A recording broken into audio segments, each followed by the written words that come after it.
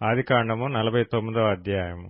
యాకోబు తన కుమారులను పిలిపించి ఇట్లనెను, మీరు కూడి రండి, అంత్యదినములలో మీకు సంభవింపబో సంగతులను మీకు తెలియజేసెదను. యాకోబు కుమారులారా, కూడివచ్చి ఆలకించుడి, మీ తండ్రి అయిన ఇశ్రాయేలు మాట వినుడి.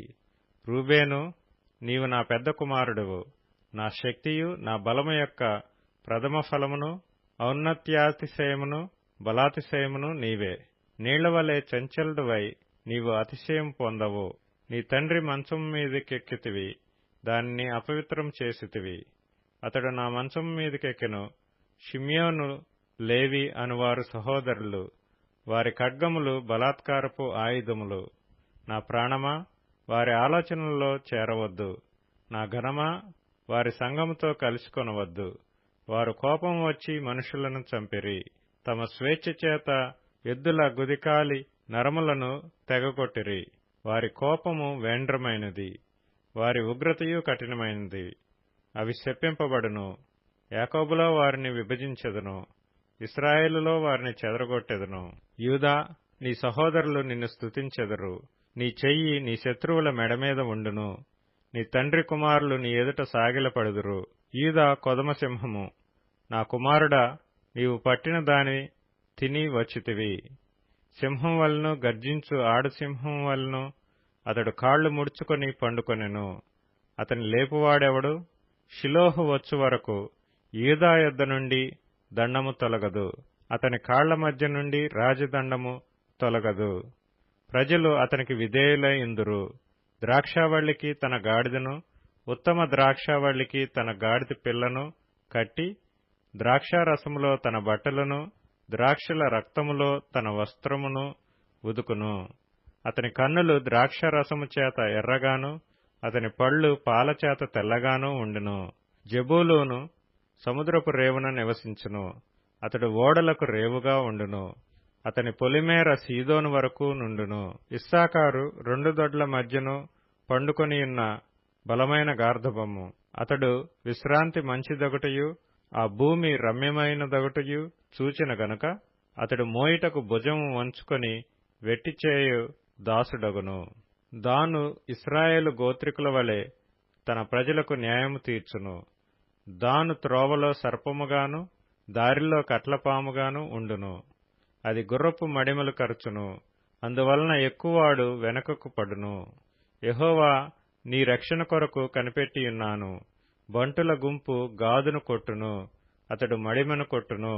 ఆషేరునొద్ద శ్రేష్టమైన ఆహారము కలదు, రాజులకు తగిన మధుర పదార్థములను అతడిచ్చును. నఫ్తాలి విడువబడిన లేడి, అతడు ఇంపైన మాటలు పలుకును. యోసేపు ఫలించడి కొమ్మ, ఊట యొద్ద ఫలించడి కొమ్మ, దాని రెమ్మలు గోడ మీదకి ఎక్కి వ్యాపించును. విలుకాండ్రు అతని వేధించిరి, వారు బాణములను వేసి అతన్ని హింసించిరి. యాకోబు కొరచు పరాక్రమశాలి అయిన వాని హస్త బలము వలన అతని విల్లు బలమైనదగును. ఇశ్రాయేలునకు బండయు మేపిడివాడును ఆయనే.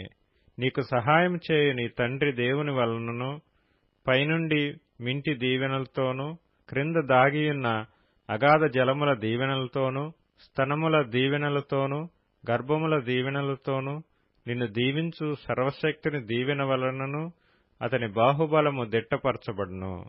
నీ తండ్రి దీవెనలు నా పూర్వీకుల దీవెనల పైని చిరకాల పర్వతముల కంటే హెచ్చుగా ప్రబలమగును. అవి యోసేపు తల మీదను, అతని సహోదరుల నుండి వేరుపరచబడిన వాని నడినెత్తి మీదను ఉండును. బెన్యామీను చీల్చునట్టి తోడేలు, అతడు ఉదయమందు ఎర్రను తిని అస్తమయమందు దోపుడు సొమ్ము పంచుకొనును. ఇవి అన్నియు ఇశ్రాయేలు 12 గోత్రములు. వారి తండ్రి వారిని దీవించుచు వారితో చెప్పినది ఇదే. ఎవరి దీవెన చొప్పున వారిని దీవించెను. తరువాత అతడు వారికి ఆజ్ఞాపించుతూ ఇట్లనెను, నేను నా స్వజనుల యొద్దకు చేర్చబడుచున్నాను. హిత్తీయుడైన ఎఫ్రోను భూమి యందున్న గుహలో నా తండ్రుల యొద్ద నన్ను పాతిపెట్టుడి. ఆ గుహ కనాను దేశమందలి మమ్రే ఎదుటనున్న మక్పేలా పొలములో ఉన్నది. అబ్రాహాము దానిని, ఆ పొలమును హిత్తీయుడగు ఎఫ్రోను యొద్ద శ్మశాన భూమి కొరకు స్వాస్థ్యముగా కొనెను. అక్కడనే వారు అబ్రాహామును అతని భార్య అయిన శారాను పాతిపెట్టిరి. అక్కడనే ఇస్సాకును అతని భార్య అయిన రిబ్కాను పాతిపెట్టిరి. అక్కడనే నేను లేయాను పాతిపెట్టితిని. ఆ పొలమును అందులోనున్న గుహయు హేతు కుమారుల యొద్ద కొనబడినదనెను.